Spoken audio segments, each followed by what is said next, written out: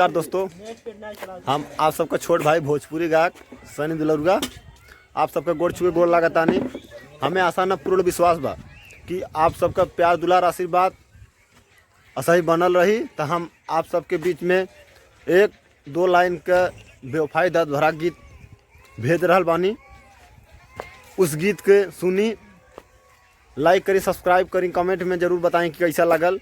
अगर अच्छा लगी तो उससे टाप भेजे की कोशिश करबला। ठीक सुनाई। वो लड़का एगो लड़की से कहा था, का कहा था, हमारा बुलेटवा पे कहियो बैठ के सटबू की ना, हमारा बुलेटवा पे कहियो बैठ के सटबू की ना। तब बोल रे पतर की, तब बोल रे पतर की, हमारा से पटबे की ना। बोल रे पतर की, हमारा से पटबे की ना। बोल रे पतर की।